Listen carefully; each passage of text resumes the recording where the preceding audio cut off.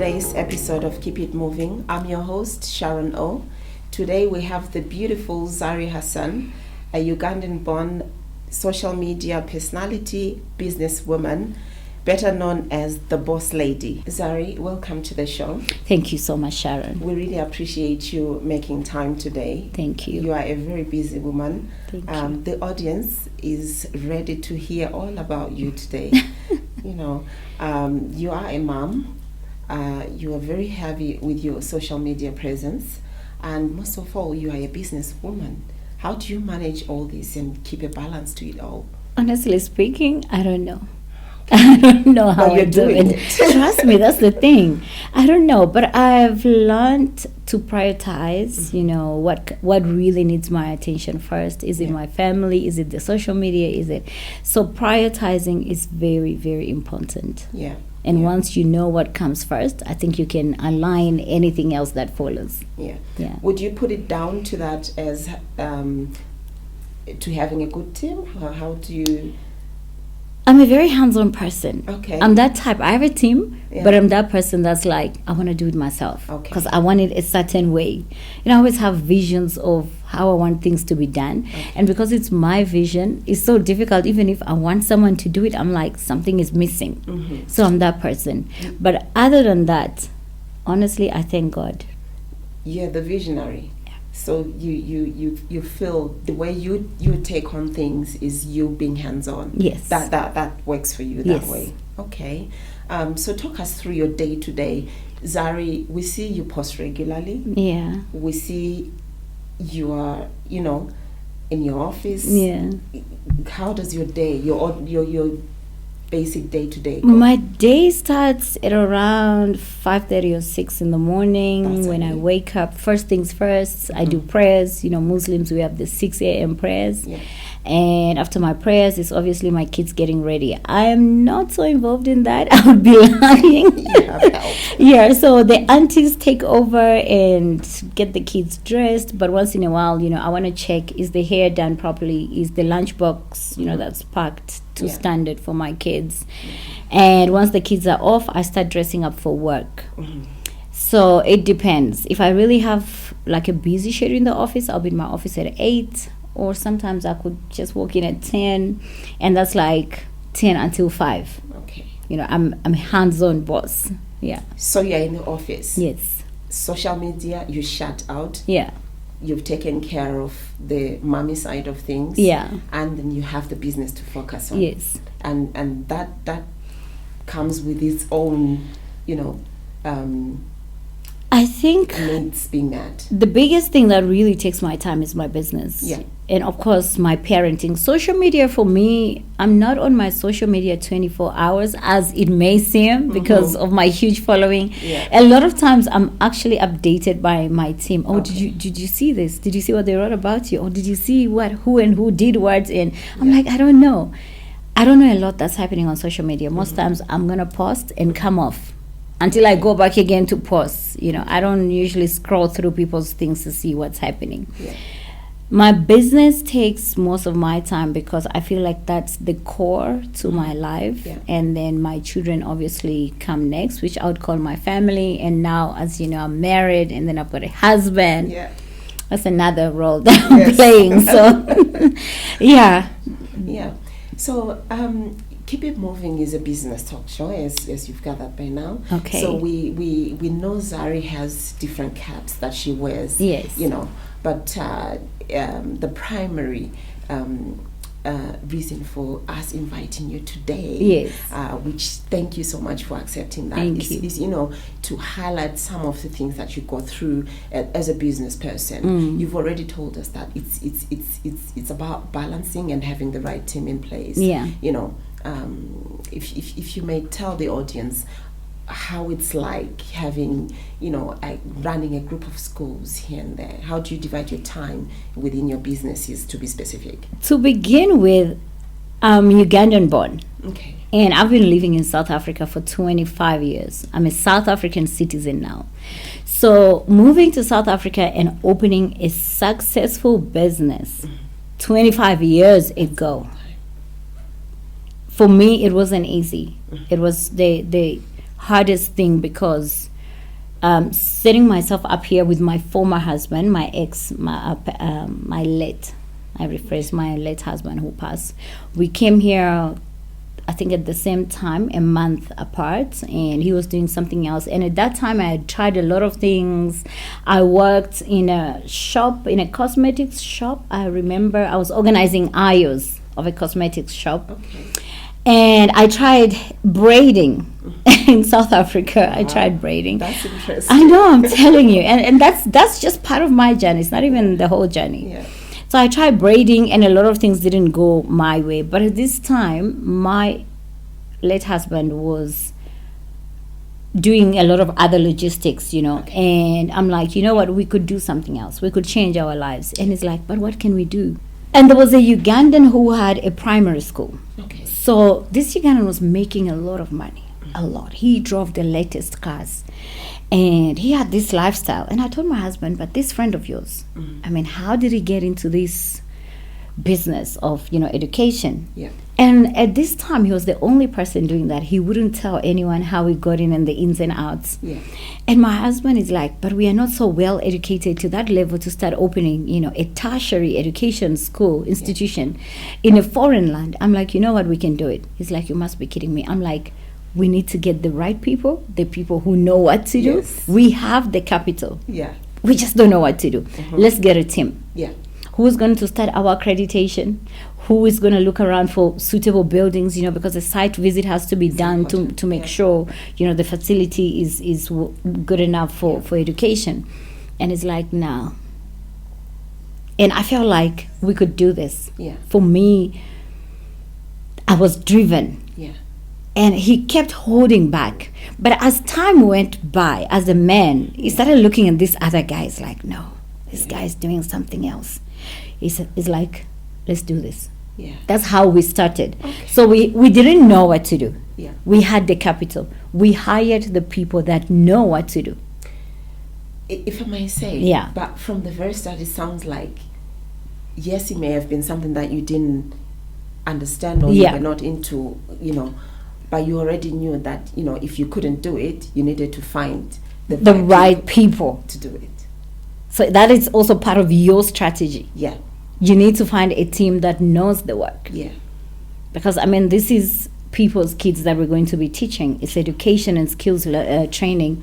Right. And so we got a guy, he was from Zambia. He was one of the best in town at that time, getting your schools accredited, securing, site visits for Department of Education to come in and see that everything is set. Yeah. And he gave us a criteria, a list, and it's like, you need to open a school in this country. Yeah. These are the criterias. And looking at this page, I'm like, oh my God, where do we start? Yeah. Because the education system here is very strict. But you know what? We said we would do it. And so his name was Musa. Musa ended up getting another team. Uh-huh. So it was a team that we built, another team, and then we opened a very tiny office. It was about 5 of us sitting in this tiny office, and we're sitting there. Yeah. We all eat together. We could even share lunch. We could buy 2 plates of food, and we all shared this lunch. But we were in there. Yeah. I was Googling, I was consulting, I was going around trying to learn more about education and skills training. Mm-hmm. Remember, I thought I'm probably going to be, one day I'm just going to be this person, sit home, sip champagne in my satin robes. I'm going to be married to someone rich. I thought life was, I was like, was that easy? In my days I was so pretty. And I'm like, I'm just going to have this life. Pretty. Yeah. Woo, then life happened. Now we have to work. Yeah. So fast forward, the accreditations didn't come as we expected, but the school had opened. So from our small office we extended to 2 rooms, and then we moved to half a floor, and then we moved to a whole floor where we could put in almost 15 classes. Wow. Now here is what happens. So the classes registrations are going on. We don't have the accreditation letters. We applied. The site visit has been done. They came and checked how many toilets you have, boys and girls sections and all of that. Yeah. But now we recruiting in hoping the accreditation is going to come out. The very first time we made R1 million in a month, and this was in 2008. the accreditation didn't come. And what went around the school is a fly-by-night. Mm-hmm. It's owned by foreigners. It's a bogus college and all these sorts of things. And so what I'm getting here is that there's that point where accreditation didn't come in because there were issues with compliance, right? Not really. Mm-hmm. They take their time. They might say, look, we've done the inspection and all of that. Yeah. We will get back to you with. Okay. But knowing that we put everything in place, because we were very compliant. We knew the letters would come in a day or two. Yeah. It didn't. So you just had to start before they came in. Was that what it was? Okay. And we were clearly told you cannot register students unless. But we went ahead hoping the letters are going to come. Wow. They didn't come. Yeah. So while you felt ready, but the necessary things to see you through that period, were not there in place. So what we want to talk about is a specific moment where you faced a very big challenge in your business. As business people face so many challenges, but there's always that one moment, that it determines whether you shut everything down or you keep going. Would you say that was the period, or do you think that was the period? I think for me that was the period. Okay. So we have students standing outside of the building. Mm-hmm. They want to strike. They want to break computers. They vandalized property. Actually, they broke some computers and desks, and it's a fly-by-night. We need our refund and all of that. That must have been a very difficult time for the business. The very first time we're opening and making so much money, and that's the time now we have to refund all this money. The Department of Education was involved. The police was involved. A lot of departments were involved. There was another education body called Umalusi was involved at that time. Yeah. And they're like, you have to refund the students because clearly we said you cannot until the accreditation letters come out. Yeah. So we head to the bank because it was really getting messy. Yeah. We head to the bank, we put in an order for the money, and we got it out cash. Because that time there wasn't really so many people doing EFTs and all of those things. Yeah. So we go and get the first cash, $500,000. We get back to the office, and now we had an accountant. We had hired an accountant. Yeah. He's sitting there. Students are walking in with their, proof of payments, and he has to refund. It was a lady, actually. She has to refund. Wow. We left the office close to midnight. Wow. Close to midnight, we refunded students. Some parents were to come the next day. Mm-hmm. So we go home. I'm sitting here looking at my husband. I'm like, what are we going to do? Mm-hmm. And he's starting to feel some kind of pressure. But I'm very hopeful. For some reason, I'm so still hopeful. Keep going. I'm so hopeful because I'm telling him, trust me, this letter is going to come this week. It's like, it was your fault. Now I'm taking all the blame. I told you we shouldn't. Now you went ahead, you registered. It's the first time we're opening. People are never going to trust us again. There's a lot of blame. I'm like, it's okay. I'll take the blame. But deep down, I know these letters are going to come. We were very compliant. So we didn't sleep. Yeah. When I'm trying to catch my sleep in the morning, it's almost 5. Mm-hmm. I'm like, we have to go and face this day. Yeah. You need to go to the bank. You need to get more money because now we need to refund more people.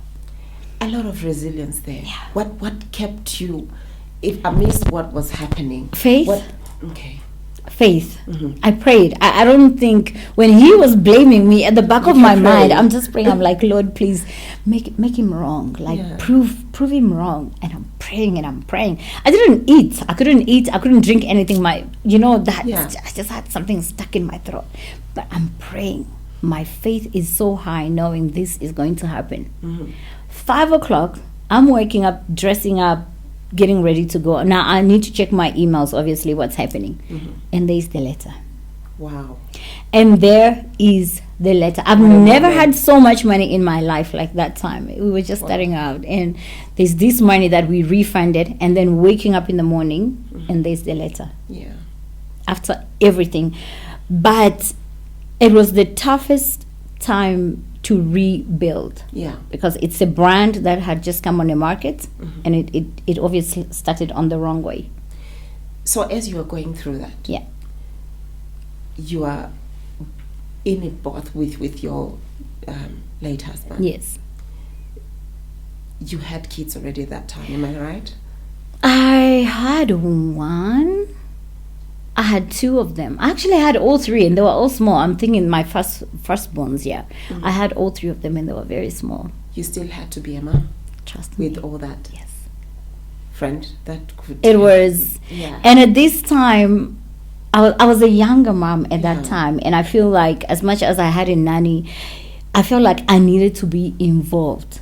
Being in a foreign country and having a nanny also, it's just one thing on the other side. And like, what if I just wake up and she ran off with the kids or whatever? So now I have to deal with what's happening in the business. I have to deal with obviously raising my kids and all of that and being involved, because I'm a very hands-on mother. Like I don't really let people do things when it comes to my children. But at the end of the day, I still had hope. Yeah. For me, it was hope and faith. I was holding on to that, knowing that, look, we can still do this. Because you felt you had done the right thing. Yes. You were compliant. Yes. It was just the letter. Yes. But in today's business world, not that we should show all the behind the scenes, but a lot of misconceptions are there about running a business. You've just highlighted to us a very challenging time in your life. We see what we see today, but very few know the what behind it the scenes took for Zari to earn the title, the boss lady. Yeah, people look at my life and it kind of looks like, oh, she has it all. Oh, that is so nice. Oh, she's living the life. This life didn't come to me. Yeah. And if I sit here and say it came to me, I would be lying. For me, it's the hard work, it's the behind the scenes, it's the endless sleepless nights where you really have to think over things. And most people go to sleep at 10. Yeah. I probably sleep, my friends know I sleep after 2. If you call me at midnight, you'll get me. Yeah. 1 o'clock, 2 o'clock, I sleep, and then 5, 6, I'm up. Yeah. So running a business is not child's play. That's one thing people don't know. Yeah. Because it takes a lot of your effort, it takes a lot of your energy, there's a lot of strategic planning to do, there's a lot of one decision that you make as a boss either makes the company or breaks the company. As we've witnessed with what you've just shared with us, it sounds like that could have been the time that, I would have broken. Yes. But you chose and you believed and had hope that, it's going to work out. Yeah. And, you kept going. Talk us through the journey up until then. But that was still with one branch. Yeah. So the letter came out, and obviously we started applying for extensions, which obviously came through. But again, there was this thing, because we had that they were not registered. To build a brand and convince people, we are registered now and we are legit. And remember, we are foreigners. Yes. Opening a school. Yeah. Because then it comes across to say, why didn't you do this in your country? Yeah. Why are you here? Or you're here to rob us. You know how it is in foreign countries. You're here to steal our jobs. We're not stealing jobs. We create employment. We create opportunities, to the people of this country. So fast forward, we opened another branch, and the second and the third, and I think we went up to 10. Wow. We opened 10 branches, and then we opened sister companies with different names. Okay. But the challenge now, again, owning one business and then another, again, you have to travel. Yes. You just can't open a branch and let people do as they please. Otherwise, it's also going to close down. So now, in between running the head office, in between doing the satellite campuses, in between raising my boys, in between being someone's husband. And at this time, I think I had started a singing career, something like that. And I had to choose. That's why you see a bit of videos of me on YouTube there. I was trying out myself. Yes, yeah. But I had to choose, because I told myself, what do you want from this? And then I had to weigh, do I really want to be a musician? And I didn't become a musician because I'm a good singer. I thought, okay, if I become a musician, I'm actually a good actress. I could be noticed. I was like, oh, there's a cute girl. She could probably do this, So I went into singing.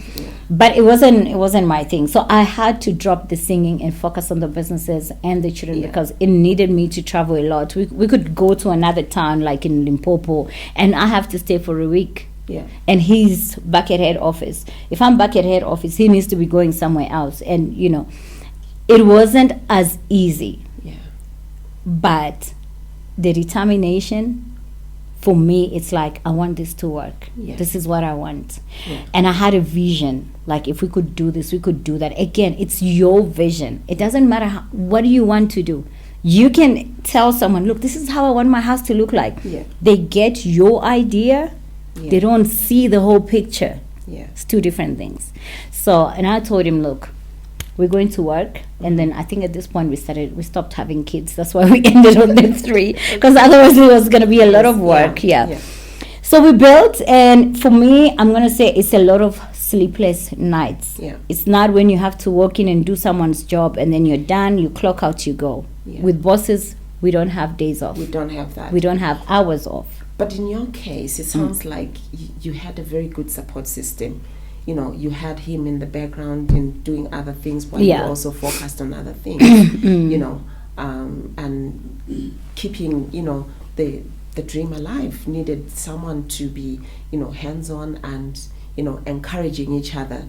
So being a team, do you feel like because you had each other, also played a huge role in how it turned out? He played a very big role. Ivan played a very big role in my success, because he was the mastermind of the capital. Okay. Yeah. He was the cash cow. Yeah. And I was the person with the ideas and the vision. Yes. And if I didn't bring the ideas to him, then obviously his money was also not useless.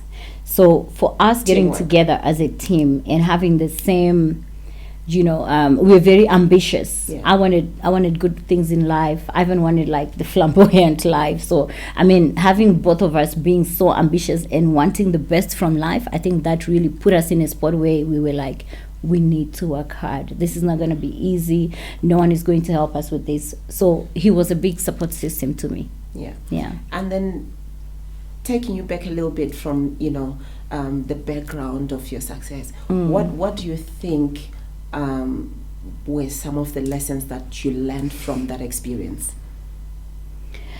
We can never take anything for granted. Mm-hmm. We a lot of time take things for granted, not knowing what's going to happen tomorrow. Or I've learned not to take anything for granted, or not even to take anyone, for granted. Would you say part of what you went through at that time has shaped how you even look at business? And did it have such a huge impact that a lot shaped? Okay. Yeah, what happened to me at that time really helped a lot. And then we had COVID. Yeah. We had COVID happening, and as I speak now, we are still recovering. I don't know about you. Well, I am still recovering 5 years later, right? I'm still recovering from COVID. That was another blow to our business. So before COVID, we were very successful. We had a good pass rate. My company, Brooklyn City College, is very, very recognized in South Africa with all the education bodies. And then COVID happened. And at this time, students have to sit home. Now, when students are sitting home, the income obviously is cut off. Yeah. Because your business is face to face. Exactly. So, because we do, face to face learning. Yeah. And now we're sitting at home with no income. Students are sitting at home, and we're like, what happens next? Mind you, we have contracts with staff. Yeah. So whether you are making money, we have staff members Still that have need to be, pay because them. there's contracts. Yeah. And you know how it is in this country. It's always going to favor the employee, not the employer. Yeah. And COVID was all new to everyone. And, like you said, contracts need to be honored regardless of what's happening. Trust me, if there was another time that I went through that, I thought, this is it, I'm done, I'm closing, and I'm going to find something else to do. That was the COVID time. That was the time COVID happened. I said to myself, I don't think landlords remember the lease agreements. Most of the buildings we occupying are not our buildings. The lease agreements are still in place. Yeah. And but I'm not earning. I'm not earning. They but I don't have to care. pay. That still has to keep going, you know. Okay. And while your income was hugely affected, Yeah. but you kept going, yet another experience that you had. Something else Another happened. keep it moving moment. Yeah. Now, this time round, how did you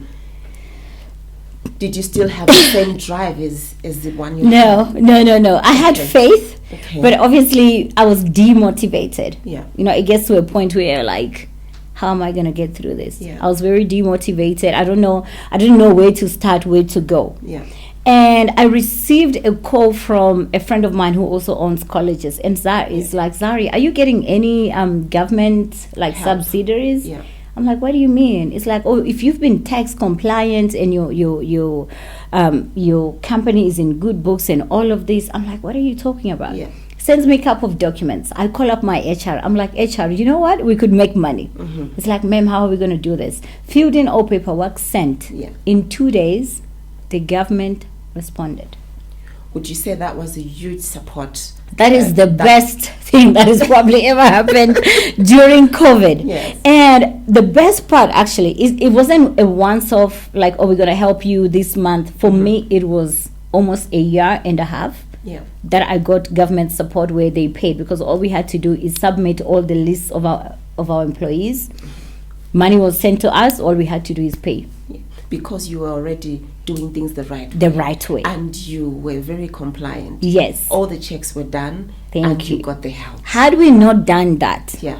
that was it. So those are some of the things That people don't know. Compliance, Yes. compliance, Yes. compliance. Yeah, Very I agree with important. you. Yeah. 2 days, responded. Before I know it, there was money, and it continued for 1.5 months. The government paid salaries for my workers. Wow. And then I had to go back to my landlords, and I'm like, look, COVID happened. And then there was obviously COVID relief discounts. And so, again, why are my landlords coming through for me? Because I was a good payer. Yeah. I was a good person, you know. Businesses are not easy. I'm going to tell you that. And if you don't have a backup plan, like when COVID happened, I didn't have a backup plan, I think I was going to close. I think it's important, you know, learning from your journey, you know, that having a business and wanting it is not enough. No. You have got to have, you know, a lot of things in place to keep it going. Yeah. Right. And I think, as you said, having a good contingency plan, should anything happen, is equally good, would you say? It is, but I don't know. Someone needs a backup plan. Yeah. Owning a business and thinking everything is okay, I'm making money every other month. Yeah. Now COVID happens and you're not compliant, Yeah. then what happens? You need plan B. You're going to close. Yeah. A lot of companies in South Africa closed because of that. And some probably have not recovered. I'm still recovering. But you put yours down to compliance. I had to resize. Yeah. I had to resize my buildings, because now we got to learn, or we can actually teach students online. I don't need this much space, you know, to have all my students coming in. We learned how to teach learners online, and makes things quite easier. Yeah. So you came up with different strategies also at that time. Yes, because remember, we were still teaching during COVID. We had online classes. Yeah. Yeah. So a student would just log in on our system with the student number, and classes would continue. Yeah. Yeah. Well, I'm glad you're still in business. I'm very thankful to God. What would you say to someone, you know, who probably is at that point of feeling like they can't do it anymore, or they just want to close down? What would be your message to an individual who's going through the worst at the moment? There's always a way. There's always a way. Sometimes it's just right there. Yeah. You just need to look closer. There's always a way. And if there's no way, trust me, better fall 99 times and wake up the 100th time. Yes. Because I tried so many businesses before I ended up in education and skills training. Yeah. I did. Yeah. But then I was like, I'm going to try this. Before I even do it, I got another one. Before I could complete, I got another project. Yeah. And my mind was all over the place until I said, can I focus on one thing? Yes. And because I was focused on one thing, I made it a success, because I told myself I'm not going to fail. Yeah. Even when there was so many opportunities for me to fail, I said, I'm not going to fail. You find the stories is the same with so many business people. you would hardly meet one that says they tried one thing and it just worked.